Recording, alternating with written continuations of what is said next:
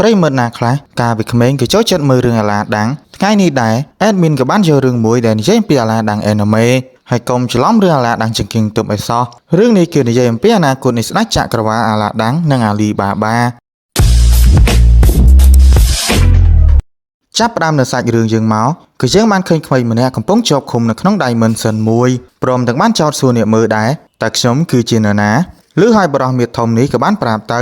យើងមិនអាចប្រាប់ឯងបានទេថាឯងគឺជានរណាតែយើងក៏អាចឲ្យគោលបំណងទៅឯងបានដើម្បីជ្រើសរើសវាមិនថាទ្រព្យសម្បត្តិអំណាចវេទមន្តឬជីវិតអស់កលជានិច្ចទេឲ្យតែឯងចង់បានយើងក៏អាចឲ្យឯងទាំងអស់ប្រាប់យើងមកតើឯងគឺចង់បានអីនៅក្នុងពេលនេះយើងក៏បានឃើញអាលីបាបាកំពុងធ្វើការងារប្រចាំថ្ងៃហើយជីវិតសពថ្ងៃគឺមិនសូវត្រូវរយជាមួយអ្នកភូមិទេព្រោះអាលីបាបាតែងមានគោលការណ៍ខុសពីគេតែក្រោយមកអាលីបាបាក៏មានការភ្ញាក់ផ្អើលដែរផ្លែឈើជាច្រើនក៏ត្រូវបានក្មេងនេះលួចញ៉ាំហើយតាមការពិតទៅក្មេងនេះក៏មានឈ្មោះថាអាឡាឌីនជាអាឡាដាំងនឹងឯងហើយក៏ជាតួឯកក្នុងសាច់រឿងយើងដែរឃើញបែបនេះអាលីបាបាក៏បានក្បួយកអាឡាឌីនតែនៅពេលគេមកទាន់អាលីបាបាក៏បានជួយលាក់បាំងដែរព្រោះខ្លួនឯងមិនចង់គេធ្វើបាបលើក្មេងនេះទេតែសោកស្ដាយណាស់ចុងក្រោយប៉ែហ្នឹងក៏បានដឹងដដែលហ្នឹងស្របពេលដែលរឿងហួសចិត្តក៏បានកើតឡើងដែរអាឡាឌីនក៏បានទៅជួបអាប៉ែហ្នឹងម្ដាលអាលីបាបាក៏ឡើងគាំងព្រមទាំងបានចាប់យកក្មេងនេះមកវិញព្រមទាំងបាននិយាយដោះសារដែរខ្លួនឯងគ្មានចេតនាចង់បង្កបញ្ហាទេហើយខ្លួនក៏មិនដែលស្គាល់ក្មេងនេះដែរតែនេះមិនទាន់ចប់ត្រឹមហ្នឹងទេអាប៉ែហ្នឹងក៏បានធ្វើបាបអាលីបាបាដើម្បីបញ្ចេញកំហឹងរបស់ខ្លួនឯងក៏បានធ្វើខូចខាតរបស់យើងអញ្ចឹងហើយឯងមិនរួចខ្លួនទេបើឯងមិនសងមកយើងទេឯងច្បាស់ជាមានបញ្ហានៅទីនេះហើយនៅពេលយប់ឡើងអាលីបាបាក៏បានលួចជាអាប៉ែនោះត្រង់នេះក៏បានឲ្យយើងដឹងថាអាប៉ែម៉ាប់នឹងគឺមានឈ្មោះថាប៊ូដែលខណៈដែលអាឡាឌីនវិញគឺបានលួចញ៉ាំផ្លែឈើអស់ទៀតហើយនិយាយទៅអាលីបាបាមិនដឹងត្រូវនិយាយអីទៅកាន់អាឡាឌីនទេបន្តមកអាឡាឌីនក៏បានចោទសួរទៅអាលីបាបាហើយដែលបានជាគាត់ចង់ទៅប្រាសាទនេះដងចងមួយឬហើយអាលីបាបាក៏បានតបទៅវិញកាលពី14ឆ្នាំមុនគឺមានប្រាសាទអាថ៌កំបាំងមួយក៏បានផុសចេញមកហើយអ្នកដែលបានរកឃើញវាគឺអាចទាមទារយកទ្រព្យសម្បត្តិឬអំណាចណាមួយក៏បានបើទោះបីគ្មានអ្នកណាឃើញវាផ្ទាល់ភ្នែកមែនអាលីបាបាក៏បានជឿជាក់ថាវាជារឿងការពិតដែរហើយបើតាមសម្ដីរបស់អាលីបាបាប្រហែលជាគាត់ក៏បានធ្លាប់ឃើញកម្រាលព្រំដែលហៅថា Cloud ទើបគាត់គឺជឿជាក់លើរឿងរ៉ាវទាំងអស់នេះនៅព្រឹកឡើងអាឡាឌីនក៏បានចោទសួរតាអាលីបាបាតើរឿងយប់មិញគឺជាការពិតឬអត់ហើយដងចងនោះគឺនៅទីណាឬអាលីបាបាក៏បានប្រាប់ទៅនោះគឺជាប្រាសាទចាស់មួយដែលធ្លាប់បានលេចចេញពីដងចងមុនតាមពិតអាលីបាបាគឺតាមរកដងចងនោះក៏ព្រោះតែខ្លួនគឺចង់បានទ្រព្យសម្បត្តិហើយក៏ចង់បានអ្វីដែលខ្លួនចង់បានដែរខណៈដែលអាឡាឌីនវិញគឺកំពុងស្រក់ទឹកមាត់ព្រោះនៅជុំវិញខ្លួនឯងគឺសម្បូរទៅដោយផ្លែឈើបន្ទាប់មកអាឡាឌីនក៏បានបុកនារីម្នាក់មើលទៅនាងដូចជាចម្លែកជាងគេបន្តិចខណៈដែលអាលីបាបាក៏បានសុំទោសក្មេងស្រីនេះតែនៅពេលឮអាឡាឌីនចោទសួរនាងក៏បានអោនចុះក្រោមដើម្បីបិទបាំងច្បាក់ជាប់ជើងបណ្ដាលឲ្យផ្លែឈើក៏ចាប់ដើមជ្រុះអស់ហើយអាលីបាបាក៏បាននិយាយទៅតាមពិតក្មេងស្រីនេះគឺជាទាសក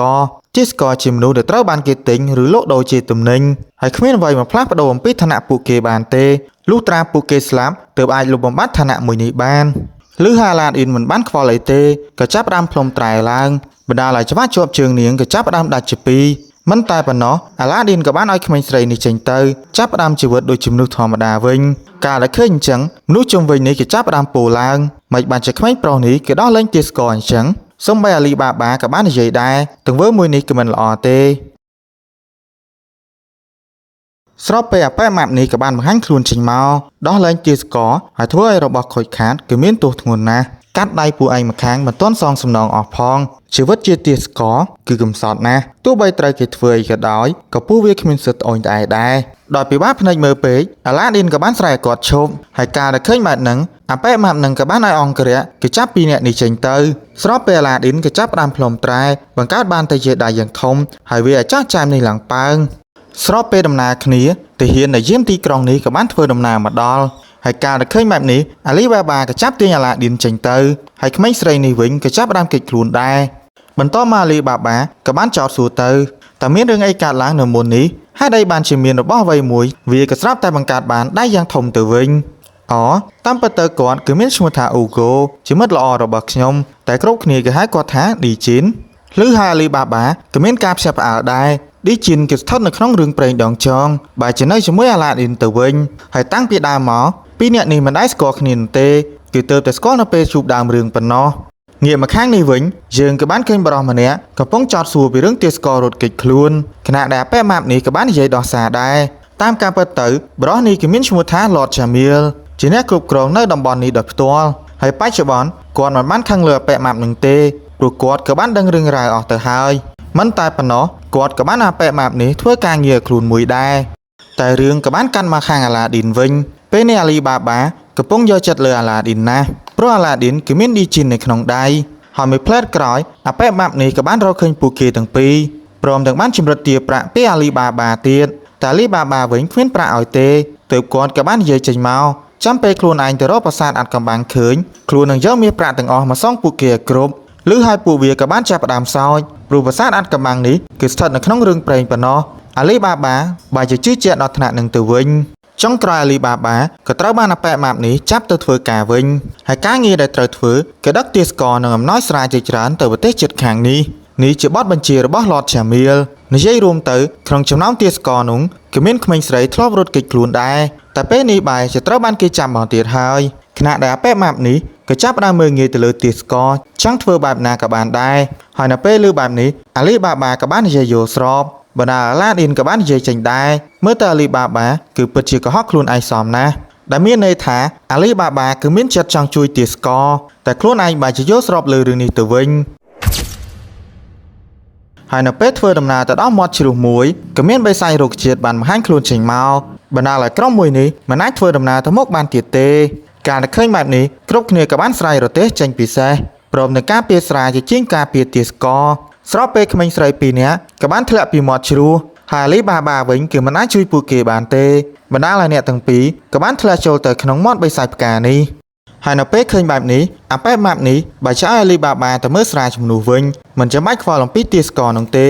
ឬហើយអាលីបាបាខឹងណាស់តែខ្លួនឯងមិនអាចធ្វើអ្វីបានទេបានត្រឹមតែបួងសួងក្នុងចិត្តប៉ុណ្ណោះអ្នកណាក៏បានសូមជួយពួកគេផងពួកគេគឺមិនទាន់ស្លាប់ទេបើនៅបែបនេះទៀតអ្នកទាំងពីរច្បាស់ជាខ្លាចជាចំណីផ្កានេះបន្ទាប់មកប៉ែម៉ាប់នេះក៏បានហៅអាលីបាបាចាស់ចេញទៅក៏យកស្រាទៅសំខាន់ជាងឬហើយអាលីបាបាខឹងណាស់ក៏បានវាយទៅម្ដាយបដាលប៉ែនឹងក៏ចាប់ផ្ដើមដាច់ផ្ងាទៅក្រោយហើយនៅបាននិយាយចេញមកទៀតស្រានោះគឺគ្មានតម្លៃស្មើនឹងជីវិតរបស់មនុស្សទេបន្ទាប់មកអាលីបាបាក៏បានលោតចុះទៅក្រោមអមជាមួយស្រាមួយធុងតែមើលទៅបិសាចផ្កានេះគឺពិតជាស្វិតពេកពិបាកក្នុងការហែកសម្បកវាចេញណាស់ស្របពេលអាឡាឌីនក៏បានផ្លុំត្រែហៅអ៊ូហ្គោឲ្យចេញមកដើម្បីជួយក្មេងស្រីនេះវិញឃើញបែបនេះអាលីបាបាក៏បានយកធុងនោះគប់សម្ដៅទៅកាន់បិសាចផ្កាបណ្ដាលឲ្យវាក៏បានដោះលែងអ្នកទាំងពីរតែនេះមិនទាន់ចប់ត្រឹមនឹងទេ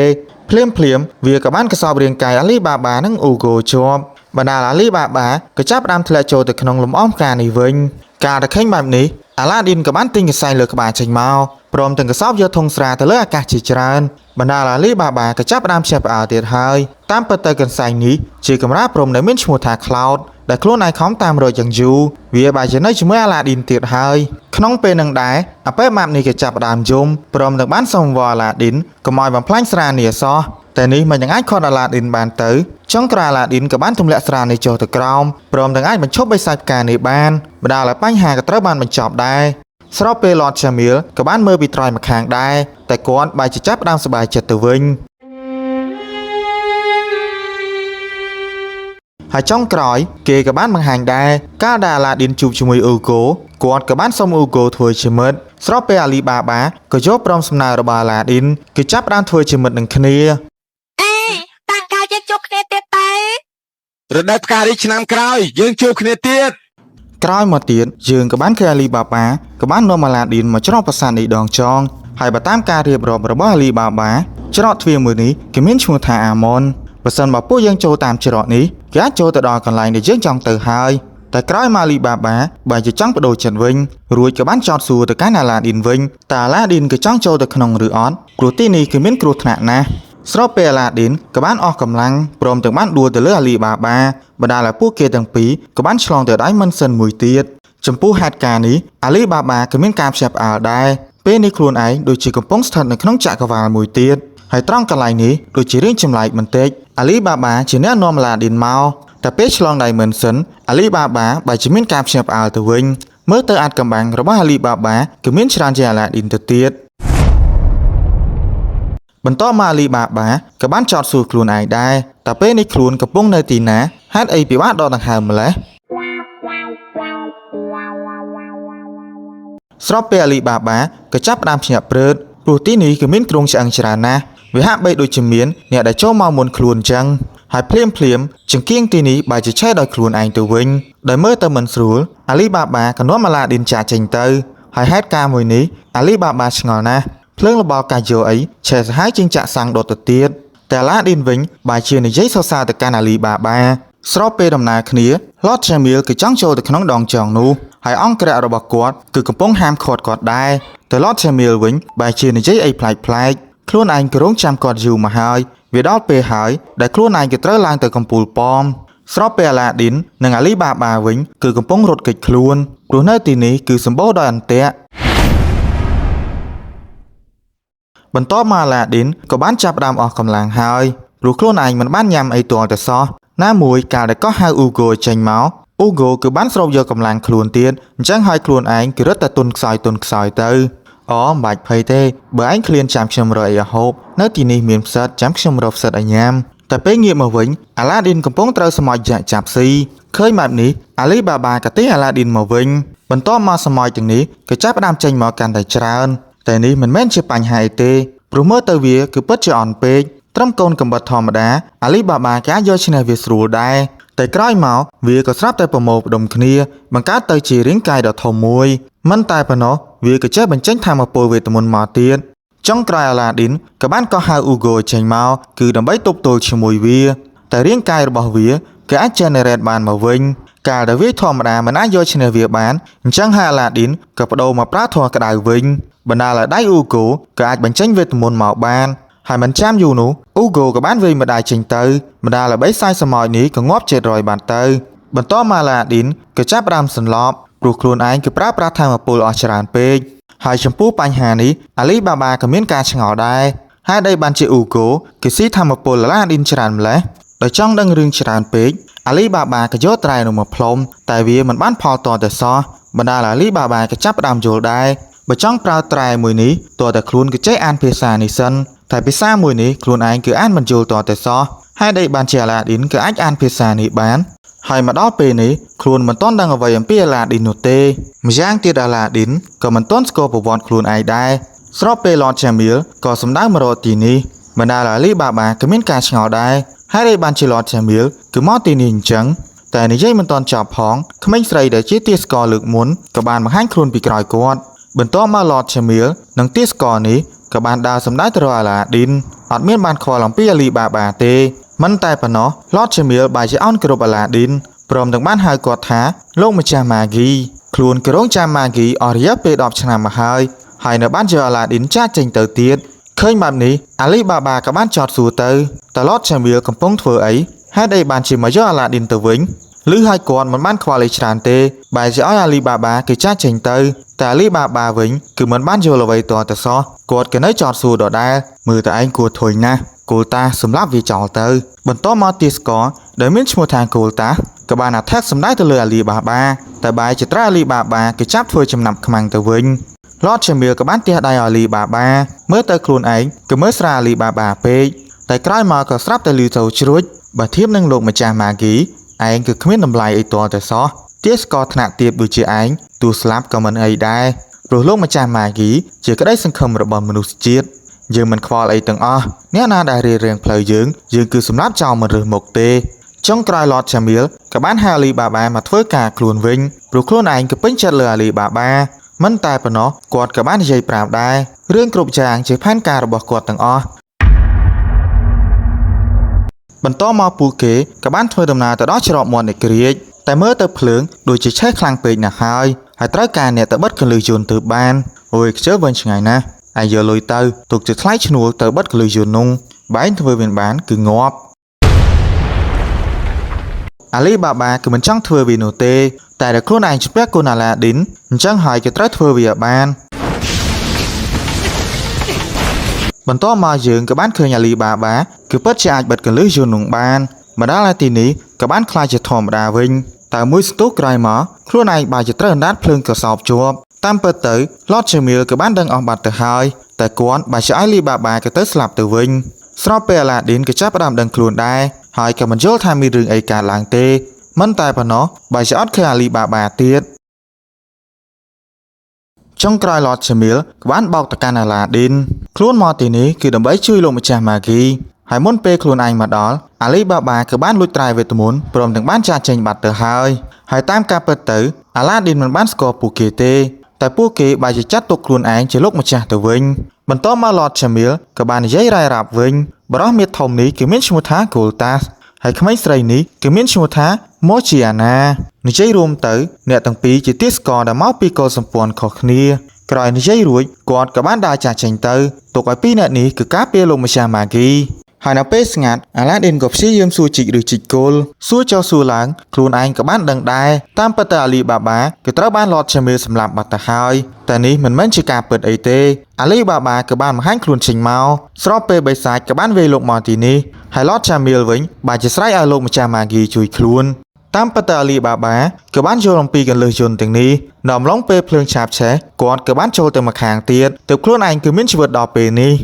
ដោយមិនចង់វែងឆ្ងាយពីអ្នកនេះក៏ចាប់ផ្ដើមគេចខ្លួនទៅលើហើយអាឡាឌីនវិញក៏បាននិយាយចេញមកថ្ងៃក្រោយចាំពួកយើងជួបគ្នាទៀតហើយបើមានឱកាសម្ដងទៀតខ្ញុំនឹងទៅមើលព្រះអាទិត្យជាមួយនាងឮហើយបណ្ដាលឲ្យម៉ូជីអាណាក៏ចាប់ផ្ដើមសម្មាសម័យខ្លួនគឺរួចផុតអំពីទាសករព្រមនឹងចាប់ផ្ដើមមានសេរីភាពវិញតែនៅពេលឮសំឡេងឡតឆាមីលនាងបាយជាស្ទុះឡើងទៅខាងលើតែកម្រាលព្រមនោះខ្ពស់ពេកទើបបណ្ដាលឲ្យនាងមិនអាចចាប់បាននោះទេឃើញបែបនេះឡតឆាមីលគឺបានខឹងណាស់ដែលម៉ូជីអាណាគឺមិនអាចធ្វើវាបានកាត់ទៅខាងមុខវិញពីរអ្នកនេះក៏បានមកដល់មាត់ច្រកទ្វារមួយទៀតបើតាមសម្ដីអាលីបាបាបើយើងបើកទ្វារនេះហើយច្បាស់ជាអាចឃើញទ្រព្យសម្បត្តិនៅខាងក្នុងមិនខាន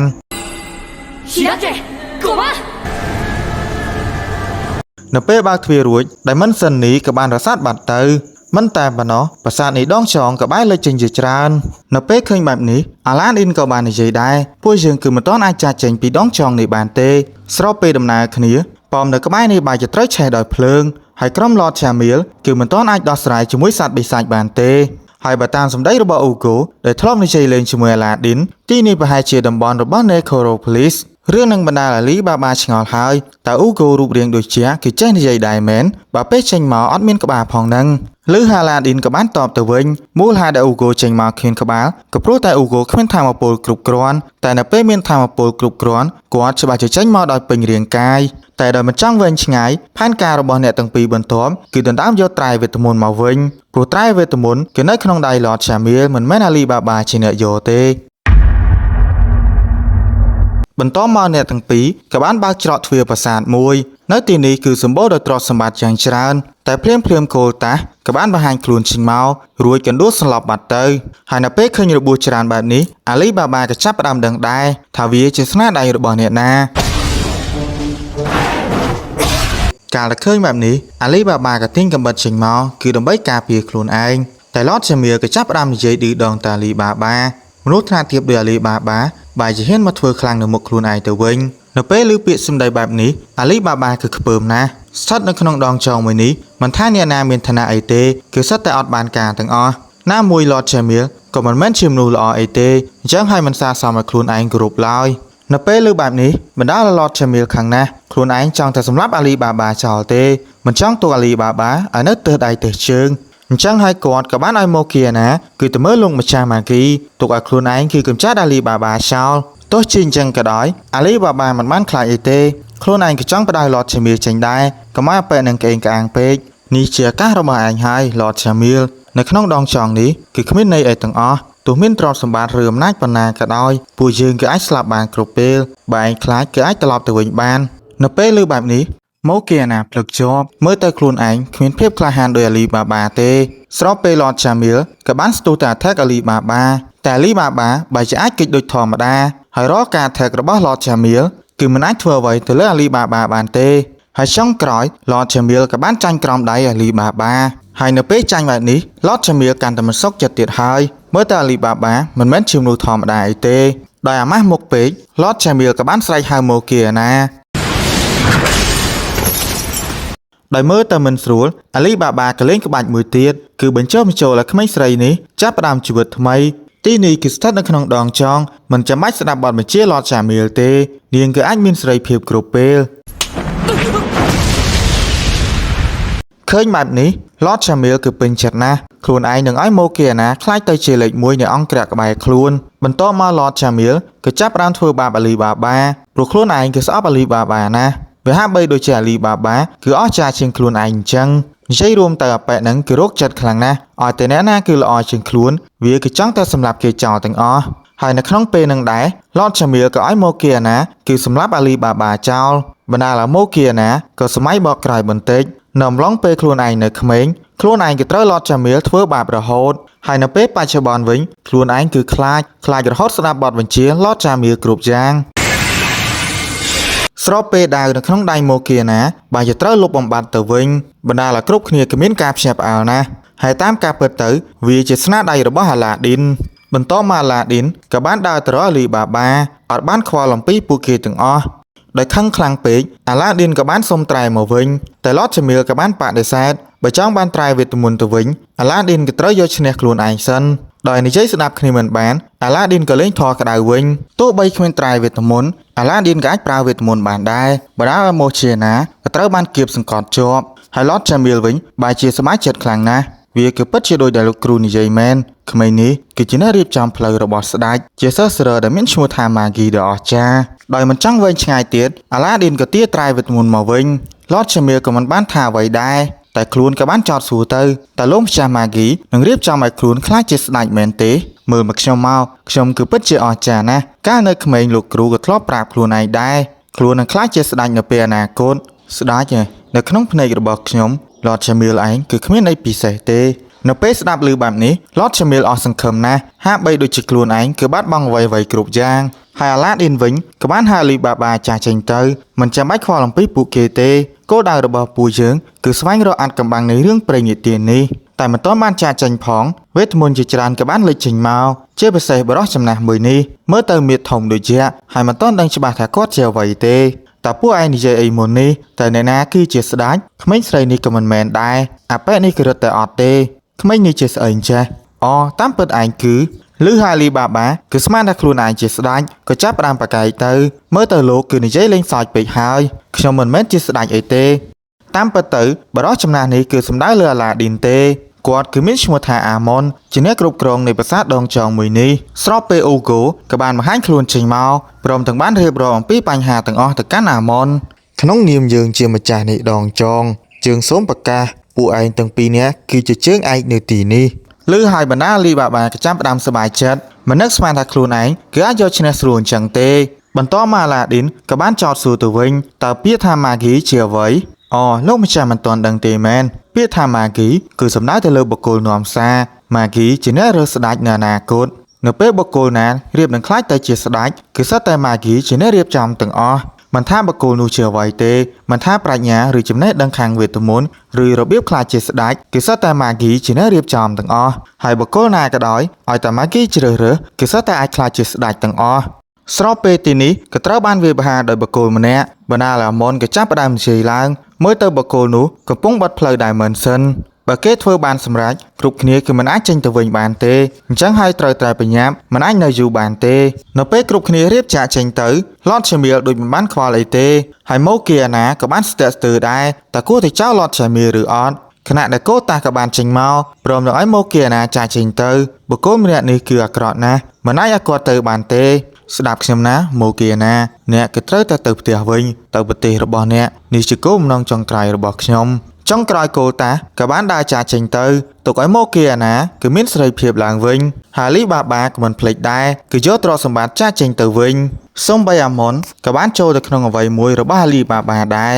ហើយនៅក្រៅដៃមិនសិនវិញគឺយើងបានឃើញប្រាសាទដងចងគឺចាប់ផ្ដើមដួលរលំហើយបរិសម្នាក់ក៏បាននិយាយឡើងតែលោកម្ចាស់ម៉ាហ្គីគិតត្រូវហើយមែនឬហើយគាត់មិនបាននិយាយច្រើនទេក៏ឲ្យប៉ែនឹងគឺចាស់ចេញទៅវិញមើលទៅរឿងនឹងគឺមានអាចកំបាំងច្រើនណាស់មើលទៅដូចគ្មានអ្វីត្រូវគិតទៀតទេខ្ញុំនឹងយកប្រាក់ទាំងអស់នេះទៅទិញកេរ្តិ៍ឈ្មោះនៅស៊ីនទ្រាជាទីតាំងដែលស៊ីនបេតគឺបានបង្កើតឡើងនេះជាក្តីស្រមៃរបស់ខ្ញុំគឺជាក្តីស្រមៃរបស់ស៊ីនបេតតែយ៉ាងណាក៏ដោយអាលីបាបាក៏អស់គុណអាឡាឌីនដែរហើយបើគ្មានអាឡាឌីនខ្លួនឯងក៏នៅតែជាមនុស្សកំសាកមិនអាចក្លាហានដូចពេលនេះទេ អូតាមពិតខ្ញុំឃើញបានទេលោកគឺក្លាហានតាំងពីដើមមិនថាគេមើងងាយប៉ុណ្ណាទេក្នុងនាមជាអាលីបាបាគេរក្សាកិត្តិយសខ្លួនឯងជានិច្ចមិនបានខឹងសម្បាលើគេហើយក៏បញ្ចេញស្នាមញញឹមមកទៀតអ្នកផ្សេងគឺមិនឲ្យតម្លៃមនុស្សគ្រប់គ្នាតែក្នុងនាមជាអាលីបាបាគឺខុសពីគេជីវិតមនុស្សគឺមានតម្លៃស្មើគ្នាចំណុចមួយនេះហើយខ្ញុំគឺពេញចិត្តលោកណាស់ចាប់ពីពេលនេះទៅពួកយើងគឺជាមិត្តនឹងគ្នារហូតស្វែងយល់អត្ថកម្បាំងនៅលើចក្រវាឡមួយនេះបន្តមកមនុស្សគ្រប់គ្នាគឺមានការភ្ញាក់ផ្អើលណាស់ម៉ូគីអាណានិងអាលីបាបាគឺអាចចាច់ចេញពីដងចងព្រមទាំងមានទ្រព្យសម្បត្តិយ៉ាងច្រើនចាប់ផ្ដើមនៅភាពបន្តពេលនេះអាប៉ែប៊ូដែលកំពុងអែបអបលើអាលីបាបាព្រោះពេលនេះអាលីបាបាមិនដូចពីមុនទៀតទេហើយអាលីបាបាវិញគឺកំពុងធុញទ្រាន់ហើយតែបើទោះជាលឺអញ្ចឹងក៏ដោយអាប៉ែប៊ូដែលមិនបានខឹងអីទេហើយនិយាយលើកជើងអាលីបាបាទៀតអាលីបាបាមិនភ្លេចរឿងអតីតចោលទៅខណៈដែលអាលីបាបាកំពុងកើតទុកដែររយៈពេល3ថ្ងៃហើយបែរជាមិនឃើញអាឡាឌីនមកសោះមិនដឹងថាអាឡាឌីនគឺទៅដល់ទីណានោះទេស្របពេលអ្នកយាមក៏ដើរចូលមកគឺមានក្មេងម្នាក់មកចង់ជួបលោកម្ចាស់ឮបែបនេះអាលីបាបាសប្បាយចិត្តណាស់ខ្លួនឯងស្មានតែជាអាឡាឌីនតែតាមការពិតទៅជាម៉ូគីអាណាសោះបន្តមកម៉ូគីអាណាក៏បានចោទសួរទៅហេតុអីអាលីបាបាគឺយកទ្រព្យសម្បត្តិខ្លួនឯងទៅទិញកម្មសិទ្ធិទាសករទាំងអស់ហើយដោះលែងពួកគេទៅវិញឬហើយគាត់ក៏បានតបទៅវិញព្រោះវាជាក្តីសម័យរបស់បរិសនោះどうして財宝を使って私たち ហើយនិយាយចុះឡើងម៉ូគីអាណាក៏បានប្រាប់ដែរខ្លួនឯងមកទីនេះដើម្បីអរគុណអាលីបាបាហើយក៏ចង់ត្រឡប់ទៅស្រុកកំណើតវិញដែរព្រោះវាជាការសន្យាជាមួយលោកម្ចាស់ម៉ាហ្គីបណ្ដាលអាលីបាបាក៏ចាប់ផ្ដើមនឹកឃើញដែរខ្លួនក៏ធ្លាប់សន្យារឿងមួយជាមួយអាឡាឌីនអញ្ចឹងហើយខ្លួនឯងក៏ត្រូវតែធ្វើវាដែរហើយភ្លាមជើងក៏បានឃើញអាលីបាបាកំពុងធ្វើដំណើរទៅកន្លែងមួយព្រមទាំងបាននឹកឃើញពាក្យសម្ដីរបស់អាឡាឌីនទាំងអស់ពួកយើងទាំងពីរនឹងចាប់ផ្ដើមផ្សងព្រេងជាមួយគ្នាហើយស្វែងយល់អត្ថកម្បាំងនៃចក្រវាឡមួយនេះហើយនៅពេលឮពាក្យសម្ដីទាំងអស់នេះត្រាវេទមន្តក៏ចាប់ផ្ដើមភ្លឺឡើងបង្ហាញមកកន្លែងអាឡាឌីនវិញហើយនៅពេលដឹងខ្លួនមកអាឡាឌីនក៏បានឃើញលោកយាយម្នាក់មិនទាន់ដឹងថាគាត់មានឈ្មោះអីទេដឹងត្រឹមអ្នកភូមិក៏ហៅគាត់ថាលោកយាយបាបាហើយតាមមើលទៅគាត់ប្រហែលជាគ្រូវេទមន្តមួយរូបដែរព្រោះគាត់ក៏បានដឹងរឿងរ៉ាវរបស់អាឡាឌីនច្រើនណាស់ហើយនៅស្វាគមន៍អាឡាឌីនមកកាន់ភពផែនដីវិញទៀតបន្តមកក្មេងស្រីដែលមានឈ្មោះថាតូយ៉ាក៏បានហៅលោកយាយចេញក្រៅព្រោះក្រុមរបស់ដូជីក៏បានមកវិញហើយក្រុមនេះហើយជាអ្នកនាំអាឡាឌីនមកទីនេះនៅក្នុងពេលហ្នឹងក៏ធ្វើយើងបានដឹងដែរក្រុមមួយនេះជាកោសម្ព័ន្ធដាច់ដោយឡែកហើយក៏ជាគ្រួសារនៃតកូលខូក្រោយមកពួកគេក៏បានសួរនាំពីអាឡាឌីនតែអាឡាឌីនជាអ្នកណាជាស្ប៉ៃរបស់អាណាចក្រខូមែនទេឬហើយអាឡាឌីនក៏បានតបទៅវិញខ្លួនគឺមានឈ្មោះថាអាឡាឌីនជាអ្នករស់នៅជីសានតែក្នុងចំណោមពួកគេមានអ្នកណាស្គាល់វាឬអត់នៅពេលឮបែបហ្នឹងបរិសម្នាក់ក៏បានប្រាប់ទៅវាគឺស្ថិតនៅក្នុងទិសខាងលិចហើយការធ្វើដំណើរទៅទីនោះគឺចំណាយពេលអស់2ឆ្នាំឯណោះបណ្ដាលអាឡាឌីនគឺឡើងហួសចិត្តមិនក៏នៅទីនោះឆ្ងាយម៉េះក្រោយមកនៅពេលយប់អ្នកភូមិក៏ចាប់ផ្ដើមកម្មវិធីសបាយមើលទៅការរស់នៅគឺគ្មានត្រូវខ្វល់អីច្រើនទេអ្នករស់នៅទីនេះគឺសុទ្ធតែចាត់ទុកខ្លួនឯងជាគ្រួសារទាំងអស់នៅពេលឮបែបនេះអាឡាឌីនក៏ចាប់ផ្ដើមនឹកឃើញដល់អូហ្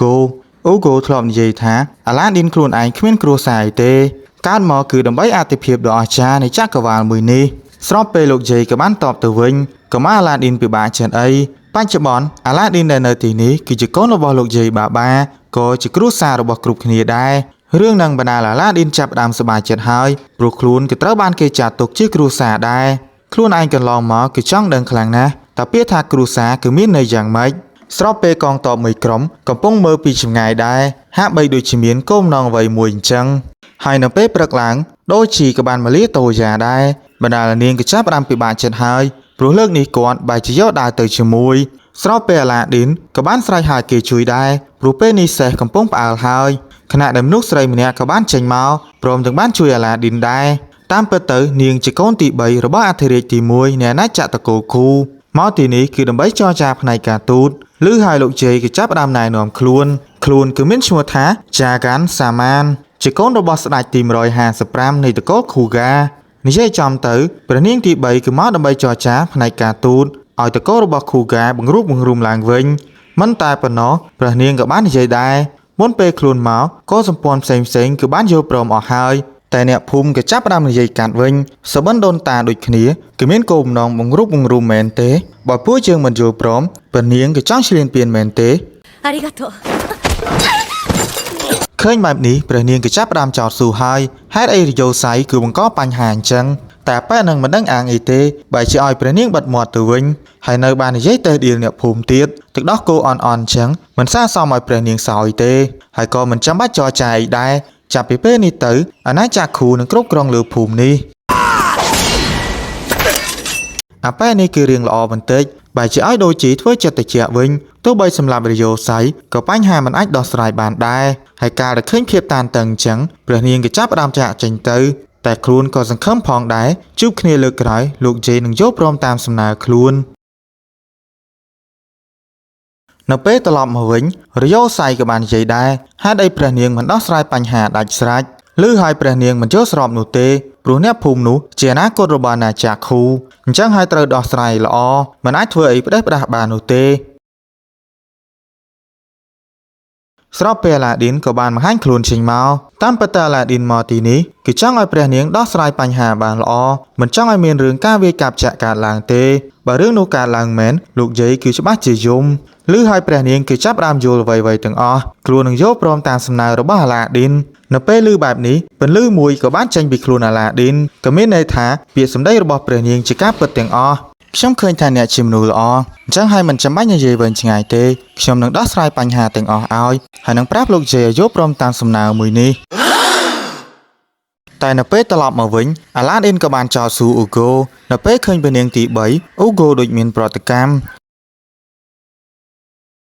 អាឡាឌីនក៏ចាប់ផ្ដើមដឹងដែររឿងទាំងអស់នេះអ៊ូហ្គោមិនអាចឆ្លើយតបបានទេតើតែខ្លួនឯងស្វែងរកអាចកំបាំងនៅទីនេះទើបអាចដោះស្រាយបញ្ហាទាំងអស់បានតែរឿងមិនល្អក៏បានកើតឡើងស្របពេលគ្នាបើតាមមើលទៅអ្នកភូមិក៏ត្រូវបានគេចាប់ខ្លួនហើយលោកយាយវិញក៏បានសុំឲ្យដូជីកុំសម្លាប់អ្នកណាអសោះព្រោះវាក៏អាចកើតមានសង្គ្រាមគ្រប់ពេលបើទោះជាលឿនចឹងមែនដូជីមិនបានតបអីទេក៏ជិះសេះចាក់ចេញទៅស្របពេលអាឡាឌីនក៏បានមកដល់រួចក៏បានចោទសួរលោកយាយតើមានបញ្ហាអីកើតឡើងមែនទេ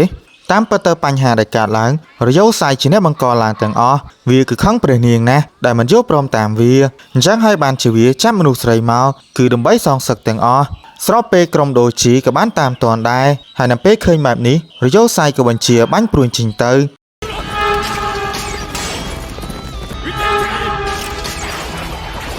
ហើយមួយផ្លែតក្រោយដូជីក៏អាចឡើងលើរទេះបានព្រមនឹងចាត់ការលើចាក់ចែមទាំងអស់តែខ្លួនឯងបើជានឹកឃើញពាក្យសម្ដីលោកយាយមិនអាចសម្លាប់អ្នកណាទេមិនចឹងសង្គ្រាមច្បាស់ជាកើតឡើងតែងាកទៅមកខាងទៀតតូយ៉ាក៏ត្រូវបានគេបំពានចឹងហើយមិនអាចលើកលែងបានទេ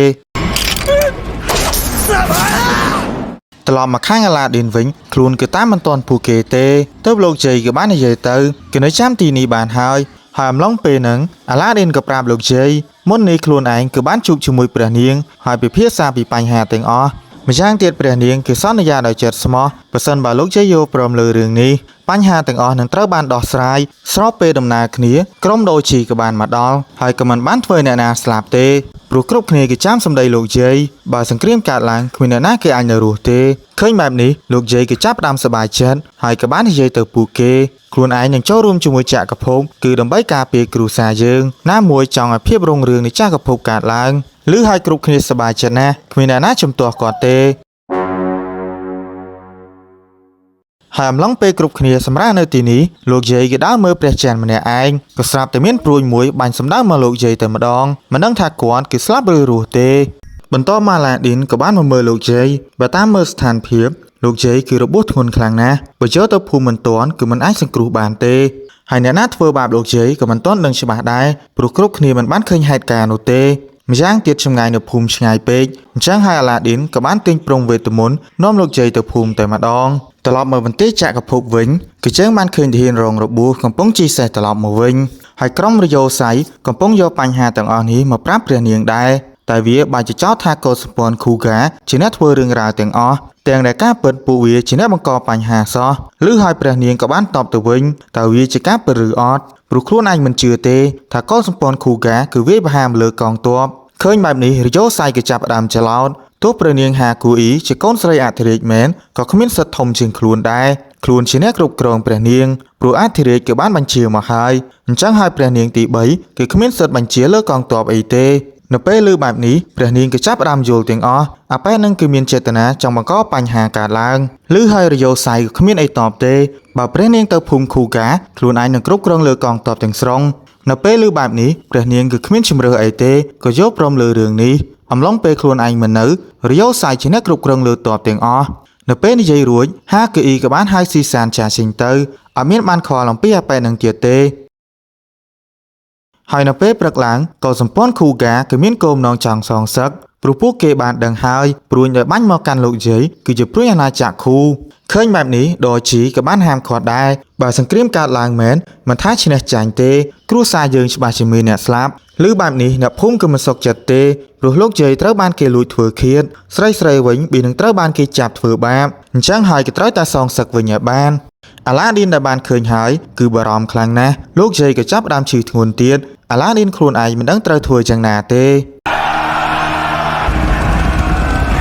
ហើយនៅខាងរយោសាយវិញពួកគេកំពុងរៀបចំបញ្ហាទៀតហើយអ្នកភូមិច្បាស់ជាខឹងសម្បាលើរឿងយប់មិញហើយអំឡុងពេលព្រះនាងទៅពួកគេច្បាស់ជាបើកការសងសឹកថាមិនត្រូវអ្នកភូមិជ្រុលដៃសម្រាប់ព្រះនាងក៏ថាបានហើយបញ្ហាទាំងអស់នេះរយោសាយមិនបានខ្វល់អីទេជាពេលដែលខ្លួនឯងអាចឡើងកាន់អំណាចបាន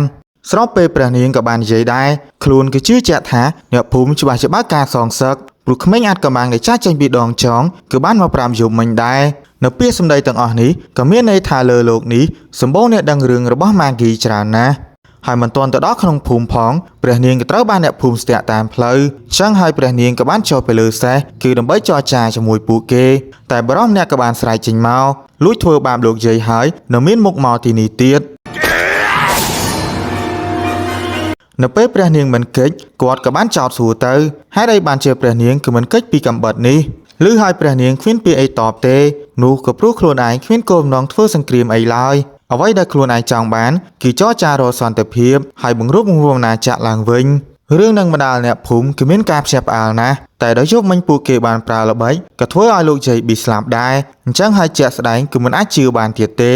ស្របពេលលោកយាយក៏បានធ្វើដំណើរមកដល់ទង្វើរបស់ពួកឯងគឺមិនស័ក្តិសមជាអ្នកចម្បាំងគូហ្គាទេបន្ទាប់មកលោកយាយក៏អោនគោរពព្រះនាងគឺឲ្យកោតសម្ព័ន្ធគូហ្គារួបរวมជាមួយចក្រភពគូឃើញបែបនេះអ្នកភូមិក៏ចាប់ផ្ដើមជំទាស់ចូលរួមជាមួយពួកដេរីឆានច្បាស់ជាវិនិច្ឆ័យទាំងស្រុងមិនខានចុះពួកឯងមិនឃើញទេមែនគូហ្គាគឺវិនិច្ឆ័យរួចហើយគឺត្រូវរួបរวมឡើងវិញតកោពួកយើងត្រូវបានពួកគេឈ្លានពានពាន់ឆ្នាំមកហើយគឺវេទនាទាំងផ្លូវកាយផ្លូវចិត្តព្រមទាំងបានត្រូវគេចាប់ធ្វើទាសករថែមទៀតក្នុងនាមខ្ញុំជាមេដឹកនាំខ្ញុំមិនឲ្យកោសម្ព័ន្ធជួបភាពឈឺចាប់ទៀតទេការរួបរวมអាណាចក្រគូហ្គាឡើងវិញគឺជារឿងដ៏ស័ក្តិសមបំផុតឬហើយព្រះនាងក៏ចាប់ផ្ដើមយល់គ្រប់យ៉ាងអញ្ចឹងហើយព្រះនាងក៏ចាប់ផ្ដើមស្បត់សច្ចាចាប់ពីពេលនេះទៅកោសម្ព័ន្ធគូហ្គានឹងរួបរวมឡើងវិញក្នុងនាមខ្លួនឯងជាព្រះនាងហាគូអ៊ីជាកូនស្រីទី3របស់អាធ្រាជគឺនឹងការពារកោសម្ព័ន្ធគូហ្គាអស់ពីចិត្តហើយនៅគ្មានបញ្ហាណាមួយកើតឡើងលើកោសម្ព័ន្ធគូហ្គាទៀតទេនៅរឿងរ៉ាវទាំងអស់នេះអ្នកភូមិគូហ្គាគ្មានអីត្រូវប្រកែកទេព្រោះគ្រប់គ្នាផ្ដល់តម្លៃឲ្យលោកយាយអ្នកចម្បាំងគូហ្គាដ៏អស្ចារ្យបើជាយកព្រមចុះចាញ់គេទៅវិញតែមិនយូរប៉ុន្មានលោកយាយក៏បានលាចាកទៅក្នុងនាមជាកូនគឺបានត្រឹមយំសោកស្ដាយប៉ុណ្ណោះហើយវិញ្ញាណក្ខន្ធលោកយាយក៏បាននិយាយលេងជាមួយអាឡាឌីនដែរគឺមានតែអាឡាឌីនប៉ុណ្ណោះដែលអាចមើលឃើញលោកយាយបានតាមពិតទៅលោកយាយគឺម៉ាហ្គីជាអ្នករៀបចំទាំងអស់អញ្ចឹងហើយបានគាត់គឺដឹងរឿងរ៉ាវរបស់អាឡាឌីនហើយមុនពេលចាកចេញទៅលោកយាយក៏បាននិយាយដែរអាពលឺមេអំបៅដែលចេញពីខ្លួនអាឡាឌីនតាមពិតទៅវាគឺមានឈ្មោះថាដឺរូគឺបង្ហាញអំពីសកម្មភាពរបស់មនុស្សឬសកម្មភាពណាដែលចេញពីចិត្តរបស់យើងមិនថាមុនពេលកាត់រឿងអីទេវានឹងបញ្ចេញមកឲ្យយើងដឹងមុនអាឡាឌីនគឺជាម៉ាហ្គីជាកូនរបស់សូឡូមោនឬអាឡាឌីនភ្លើកជាប់មិនដឹងថាលោកយាយគឺមានគោលបំណងអីឲ្យច្បាស់ទេតែនៅពេលឃើញលោកយាយចាចេញទៅខ្លួនឯងក៏ចាប់ផ្ដើមស្រក់ទឹកភ្នែកដែរខ្លួនគឺមិនចង់បាត់បង់លោកយាយដែរស្របពេលព្រះនាងក៏ប្រទះជាមួយនឹងរយោសៃឃើញបែបនេះព្រះនាងក៏បានចោទសួរទៅមិនបានជាប៉ែនឹងបង្កបញ្ហាទៀតហើយព្រោះពេលនេះអ្នកភូមិគូហ្គាក៏យកព្រមចុះចូលអស់ហើយក្នុងនាមខ្លួនឯងជាព្រះនាងគឺបញ្ជាដកទ័ពទៅវិញហើយបើទោះបីជាលឺបែបនឹងមែនរយោសៃមិនបានស្ដាប់ទេវាគឺចាំឱកាសនេះយូរហើយឱកាសដែលខ្លួនគឺអាចគ្រប់គ្រងលើកងទ័ពពេលព្រះនាងគូហ្គាស្លាប់កំហុសគ្រប់យ៉ាងនឹងធ្លាក់លើអ្នកភូមិហើយរយោសៃខ្លួនឯងផ្ទាល់នឹងចាត់វិធានការលើអ្នកភូមិពេលនោះហើយជាពេលដែលខ្លួនឯងគឺមានអំណាចបះបោរបាន ដោយមិនចង់វែងឆ្ងាយច្រើនព្រះនាងក៏បញ្ជាកងទ័ពចាប់ខ្លួនរយោស័យតែនេះមិនយ៉ាងអាចទៅរួចទៅកងទ័ពដែលមកភៀសច្រើនជាកងទ័ពរបស់រយោស័យទាំងអស់ចុងក្រោយរយោស័យក៏បញ្ជាកងទ័ពឲ្យសម្លាប់ព្រះនាងតែរឿងនឹកស្មានមិនដល់ក៏បានកើតឡើងដែរព្រួញដែលបាញ់ចេញមកទាំងអស់មិនអាចធ្វើអីលើព្រះនាងបានទេដោយសារព្រះនាងជាអ្នកឈ្នះដានចិនហើយទទួលបានផលិតវេទមន្តសូម្បីអង្គរៈព្រះនាងក៏អញ្ចឹងដែរអ្នកទាំងពីរសុទ្ធតែទទួលបានអាវុធវេទមន្តចេញពីដានចិនបន្ទាប់មកព្រះនាងហាកឺអ៊ីក៏បានសូត្រវេទមន្តប្រែខ្លួនឯងទៅជា The Great Demon Lords ហើយស្នើសុំធម្មពលអំពីបៃមនក្នុងនាមយើងជាព្រះនាងនៃអាណាចក្រគូដែលមានឈ្មោះថារ៉េនហាគូអ៊ីគឺនឹងកាត់ទោសជនក្បត់រយោស័យដោយផ្ទាល់ក្រោយមកមិនយូរប៉ុន្មានព្រះនាងក៏ចាប់ផ្ដើមអស់កម្លាំងហើយដោយមើលទៅមិនស្រួលព្រះនាងក៏ហៅអង្គរៈមកវិញព្រោះខ្លួននឹងបង្កើតក្បាច់ចុងក្រោយមួយដើម្បីបញ្ចប់ចម្បាំងនេះឲ្យលឿន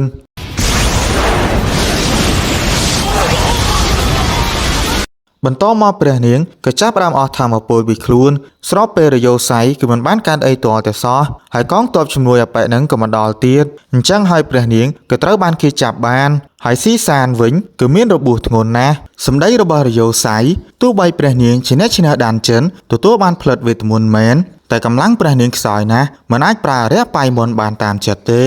ដោយមិនអាចទ្រាំនឹងការប្រមាថបានព្រះនាងក៏ចាប់ផ្ដើមប្រឆាំងហើយតែរយោស័យពីដំបូងគេនិយាយលយណាស់បើព្រះនាងចង់វាយមួយស្មើខ្លួនគឺអាចកំដរបានតែនេះគ្រាន់ជាពាក្យនិយាយលេងសើចទេមនុស្សថោកទាបដូចវាទោះប្រើល្បិចអីក៏ដោយឲ្យតែខ្លួនឯងឈ្នះវាគិតថាត្រូវទាំងអស់ហើយដោយមិនចង់ខាតពេលច្រើនវាក៏ចង់សម្លាប់ហាគីចោលតែភ្លាមការវាយប្រហារមួយក៏ចាប់ផ្ដើមមកដល់ដែរតាមពិតទៅវាជាស្នាដៃរបស់អ៊ូហ្គោនិងអាឡាឌីនហើយមិនចាំយូរអ៊ូហ្គោក៏បានវាយរយោស័យឡើងប៉ើងក៏មានន័យថាបញ្ហានឹងត្រូវបានបញ្ចប់ដែរហើយការដែលឃើញពន្លឺមេអំបៅនិងសមត្ថភាពក្មេងប្រុសនេះហាកេអ៊ីក៏បានចោទសួរទៅនឹកទៅដល់ពាក្យសម្ដីលោកយាយអាឡាឌីនពេលនេះទទួលស្គាល់ខ្លួនឯងហើយខ្លួនគឺជាម៉ាហ្គីតែភ្លាម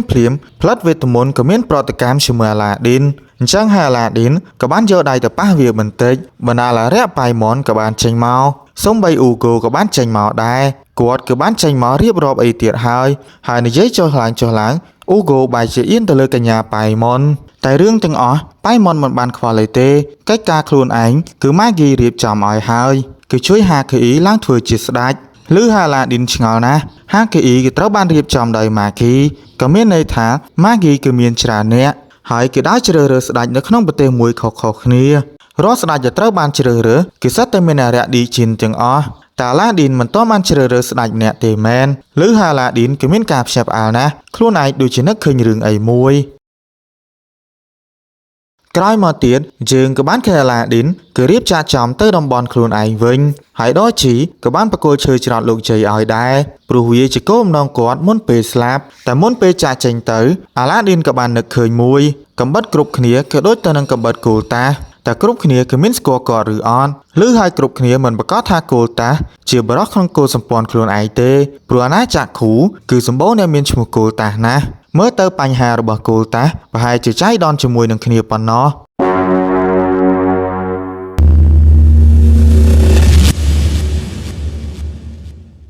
បន្តមកយើងក៏បានឃើញតួអង្គថ្មីពីរនាក់ដែលមានឈ្មោះថាឡៃឡានិងសា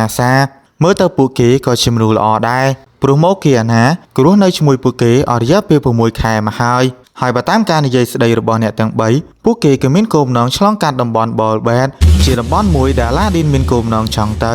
ហើយមកដល់ពេលនេះក៏យើងមិនទាន់ដឹងដំណើររបស់អាឡាឌីនយ៉ាងម៉េចដែរហើយមិនយូរប៉ុន្មានអ្នកទាំង3ក៏មកដល់ទីក្រុងមួយតែមើលទៅស្ថានភាពមនុស្សភាគច្រើនគឺតោកយ៉ាណាស់ដោយសារតំបន់បលបែតគឺមានក្រុមចៅលុកលុយអញ្ចឹងហើយប្រជាជនភាគច្រើនគ្មានរបបអាហារគ្រប់គ្រាន់ទេអ្វីដែលអាចធ្វើបានគឺចាកចេញពីក្រុងនេះដើម្បីរក្សាជីវិតខ្លួនឯងទោះជាអញ្ចឹងក៏ដោយឡៃឡាមិនបានខ្លាចអីទេពួកចៅអន់អញ្ចឹងមានអីត្រូវខ្លាចពួកវាស្របពេលខ្លួនឯងក៏បានបុកបរោះម្នាក់ហើយមកគីអាណាដែលឃើញហើយក៏បានភ្លឹកជាប់ក្នុងដៃវាកំពុងកាន់ទាស្គរជាច្រើនហើយក្នុងនាមខ្លួនឯងធ្លាប់ជាទាស្គរកាលដែលឃើញបែបនេះគឺពិបាកទ្រាំណាស់ក្នុងចិត្តគឺចង់តែជួយពួកគេទេតែដល់ខ្លួនឯងទៅមកមិនអាចធ្វើឲ្យប្រេះផ្ដាស់ទេ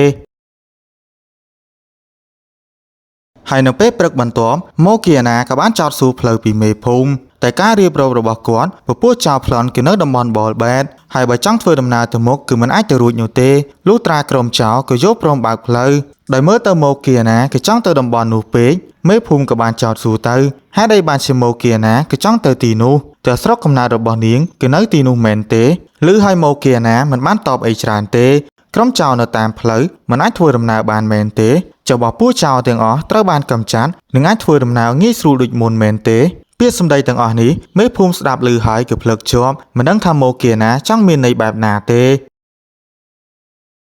ក្រោយមកមិនយូរប៉ុន្មានគឺយើងបានឃើញមកគៀណាមកទីនេះម្នាក់ឯងហើយមិនដឹងជានាងអាងអីទេមកម្នាក់ឯងចង់យកឈ្នះចៅទាំងអស់ពួកឯងគ្រប់គ្រងនៅទីនេះយូរហើយបើមិនចង់ងាប់គឺឆាប់ចាក់ចេញទៅឬហើយពួកវាក៏ចាប់ផ្ដើមសោចវាហាក់បីដូចជាក្មេងនេះគឺអស់ចាជាងអីទៅទៀតហើយមិនទាន់ដឹងអីណាផងមកគៀណាក៏ដាក់ប៉ែម៉ាប់នេះមួយដៃម្ដាលអាប៉ែនឹងក៏ដេកស្ដោកទៅហើយកាលដែលឃើញបែបនេះពួកវាក៏ស្ទើរមិនជឿនឹងភ្នែកក្មេងស្រីតូចម្នាក់បើជាមានកម្លាំងខ្លាំងបែបនេះ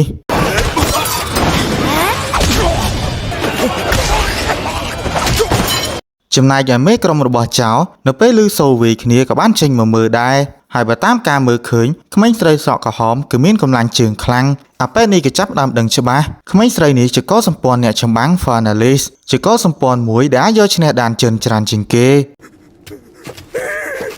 ហើយនៅពេលមកគៀណាមិនប្រយ័ត្នក៏មានសត្វកាយមួយក្បាលបានមកខ្វាច់មកគៀណាមានរបួស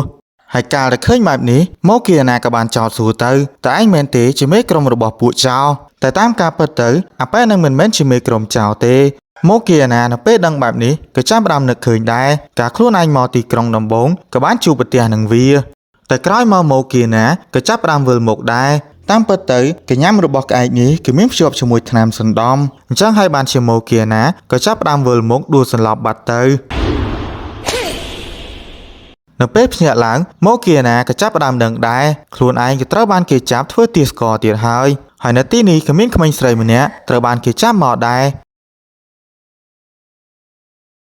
ឬហើយមកគៀណាក៏មិនចង់លាក់បាំងក្មេងស្រីនេះដែរកាលដែលគេចាប់ពួកយើងមកគឺចង់យកយើងធ្វើជាទាស្ករហើយពាក្យជាទាស្ករនឹងត្រូវបានធ្វើអ្វីៗគ្រប់យ៉ាងទៅតាមបញ្ជារបស់គេកាលដែលយើងមិនស្ដាប់បទបញ្ជានឹងត្រូវបានទទួលទណ្ឌកម្មហើយក៏គ្មានតម្លៃអីសម្រាប់មនុស្សផ្សេងដែររស់នៅគ្មានសេរីភាពអីនោះទេហើយពេលនោះហើយជាពេលដែលគ្មានអ្នកណាគេអាចជួយយើងបានទេលុះត្រាពួកយើងខ្លាំងគ្រប់គ្រាន់ក្នុងការរត់ចាកចេញពីទាស្ករនៅពេលឮបែបនេះក្មេងស្រីនេះក៏ចាប់ផ្ដើមយំខ្លួនឯងជាក្មេងស្រីមិនចង់ខ្លាចជាទាស្ករទេហើយការដែលឃើញបែបនេះក្នុងនាមខ្លួនឯងជាមកគៀណាមិនថាមានរឿងអីកើតឡើងទេគឺត្រូវជួយនាងចាស់ចេញទៅវិញឲ្យបាន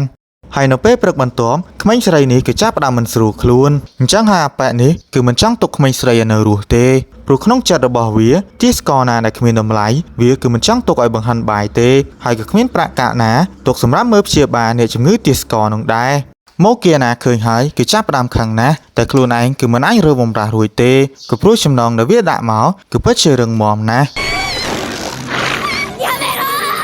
នឹកទៅកាន់អតីតកាលដែលខ្លួនឯងនៅជាទាស្ករឡតចាមីលខ្លួនឯងក៏ចាប់ផ្ដើមបាក់ទឹកចិត្តម្ដងទៀតទោះបីខ្លួនឯងមានកម្លាំងខ្លាំងប៉ុណ្ណាក៏មិនអាចរើពីចំណងនៃចង្វាក់នឹងបានទេមើលទៅក្មេងស្រីនេះច្បាស់ជាត្រូវស្លាប់ហើយខ្លាចជាចំណីរបស់សត្វចចកហើយកន្លងមកខ្លួនឯងគឺធ្លាប់សន្យាជាមួយនាងហើយគឺត្រូវជួយនាងចាកចេញពីទីនេះឲ្យបានតែពេលនេះមើលទៅខ្លួនឯងគឺគ្មានឱកាសណាដើម្បីទៅជួយនាងទេតែភ្លាម